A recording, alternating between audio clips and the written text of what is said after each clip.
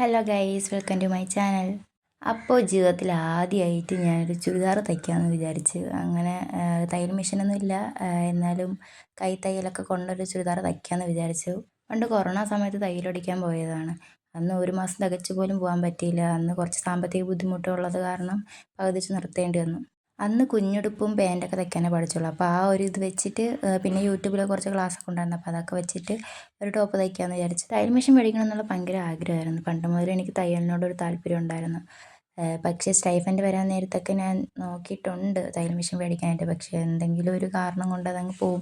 അതിൽ ആ സമയമാകുമ്പോഴത്തേക്ക് വേറെ എന്തെങ്കിലും ഒരു ആവശ്യം വരും. പിന്നെ ഒരു 100 ആവശ്യത്തിനിടയിൽ കിടക്കുന്നതുകൊണ്ട് അത് പിന്നെ പറ്റാറില്ല. പിന്നെ ഡ്രസ്സിന് പറ്റിയ നൂലൊന്നും ഇല്ലായിരുന്നു. പിന്നെ അതിൻ്റെ കുറച്ച് മിസ്റ്റേക്ക്, പിന്നെ ആദ്യമായിട്ട് തയ്ക്കണതിൻ്റെ മിസ്റ്റേക്കൊക്കെ ഉണ്ടായിരുന്നു. അപ്പോൾ ഫൈനൽ ലുക്ക് ഇതാണ്.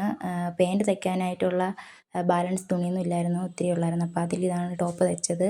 അപ്പോൾ എങ്ങനെ ഉണ്ടെന്ന് കമൻറ്റ് ഇടണേ, കൂടെ സപ്പോർട്ടും കൂടെ ചെയ്യണേ.